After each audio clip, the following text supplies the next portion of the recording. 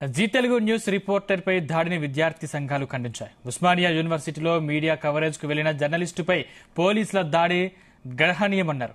ఈ విషయంలో సీఐ రాజేందర్ను వెంటనే సస్పెండ్ చేయాలని డిమాండ్ చేశారు. లేని పక్షంలో రాష్ట్రాన్ని అగ్నిగుండంగా మారుస్తామని ప్రభుత్వాన్ని హెచ్చరించారు.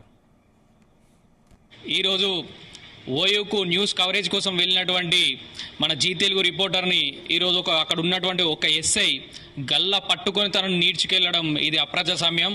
తన హక్కును తను నిర్వర్తించుకోకుండా ఈరోజు తన హక్కులకు భంగం కలిగించే విధంగా ఈరోజు పోలీసులు వ్యవహరిస్తున్నారు. ఈ రాజ్యాంగాన్ని కాపాడాల్సినటువంటి పోలీసులు ఈరోజు ఇలాంటి విలేకరుల మీద, పాత్రికేయుల మీద దాడులు చేయడం సరికాదు. మీరు కాంగ్రెస్ పార్టీ నాయకులు కాదు.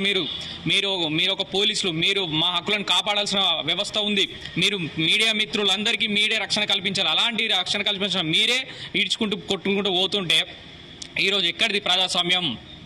వెంటనే దీనిపై ఎస్పీ గారు అక్కడ ఉన్నటువంటి తగిన ఎస్పీ గారు చర్యలు తీసుకోవాలి. ఆ గల్లో పట్టుకొని వీడ్చుకెళ్తున్నటువంటి ఎస్ఐని వెంటనే సస్పెండ్ చేయాలని మా విద్యార్థి లోకం అందరి తరఫున కోరుతున్నాం. వారి వల్లనే కదా ప్రజలకు మనం ప్రజలు చేస్తున్నది విద్యార్థుల యొక్క ఆవేదన అనేది బయటికి తెలిసేది. వారిని ఇలా చేయడం అనేది, జీ తెలుగు ఒక విలేకరిని ఇలా చేయడం అనేది చాలా తప్పు.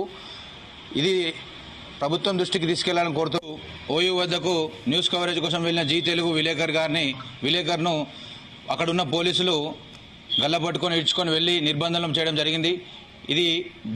దీని పట్ల విద్యార్థి సంఘంలో తరపున మేము ఖండిస్తున్నాం.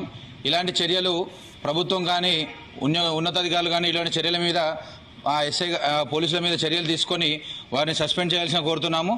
ఈరోజు ఓయూకు న్యూస్ కవరేజ్ కోసం వెళ్ళినటువంటి మన జీ తెలుగు రిపోర్టర్ని ఈరోజు అక్కడ ఉన్నటువంటి